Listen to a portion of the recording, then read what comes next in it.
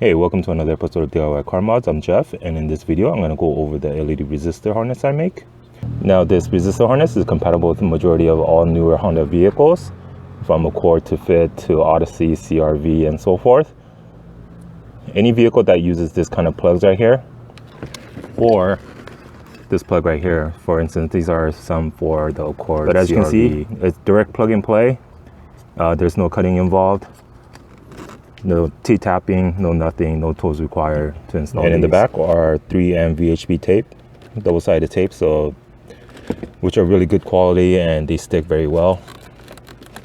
Now, this was my previous version box. As you can see, it's kind of bigger and much thicker, but then the newer ones are much thinner and smaller, and this size is about the size of a credit card. What the LED resistor harness does is when you take your stock turn signal bulb such as this, whether in the front or the rear, and change them out to an LED bulb, you're going to get what's called hyperflashing. In the older vehicles, you were able to change the flasher unit to an LED version to fix the hyperflashing. However, with newer vehicles, that's not possible because the flasher unit is integrated into the circuit board, and so it's not something that you can change. So instead, what you have to do is you have to install either a load resistor or some kind of a resistor harness such as this to fix your issue.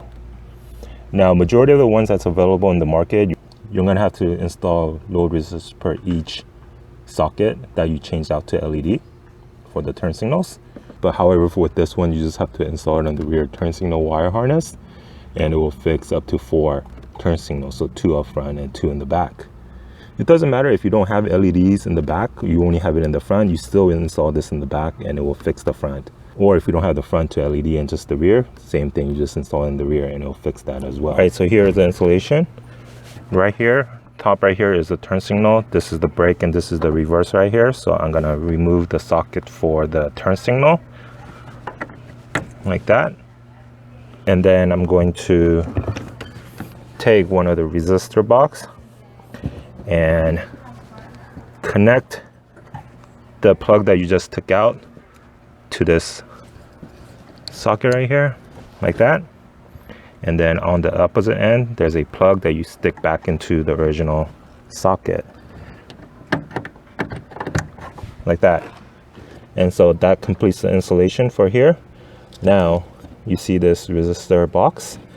Now you want to mount it away from all this wire, away from the carpet, and you want to mount it anywhere where it's directly on metal. My particular vehicle, I can mount it here or behind here, or even on the top right here. There's a ledge that goes all the way up here, so I can stick it back up here and it'll be fine. Same thing with the sedan. If you have a sedan, again, find anything metal that's going to be away from any wires right here and just stick it in. I'm going to show you what happens when you change out your turn signal bulbs to an LED without installing load resistors or changing the flasher unit to an LED unit. So I'm going to go ahead and turn on my vehicle.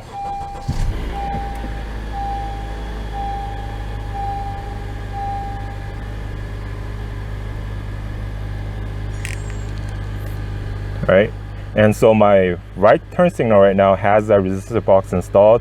My left turn signal doesn't have the resistor installed, and so I'm going to turn to the right, and as you can see, it's flashing normal.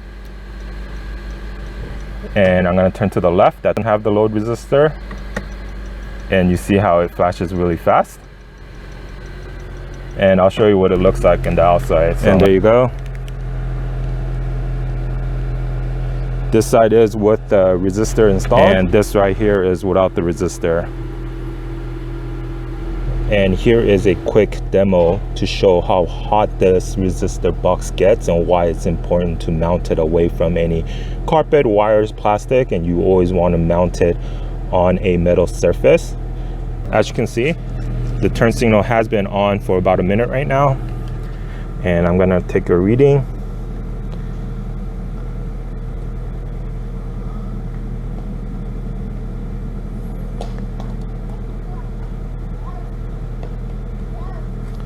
I'm pointing at different areas of the box as well. And so standard, if you're in a turn signal light and you're waiting to turn and with your turn signal turned on, what it probably is like a minute or 2 or 3 max.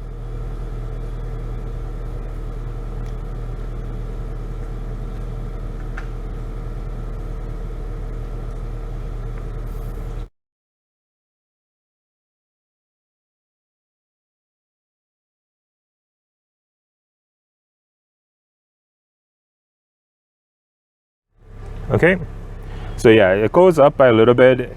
I mean, it's been on for almost 3 minutes now, and it's reading 127, 130. Well, if you have the regular gold one installed, those things will go up to 300-400. So if you have any questions, please leave in the comments below. If you're interested in purchasing a set for yourself, I'll have the link in the description. As always, please like, share, and subscribe for more videos. Thank you.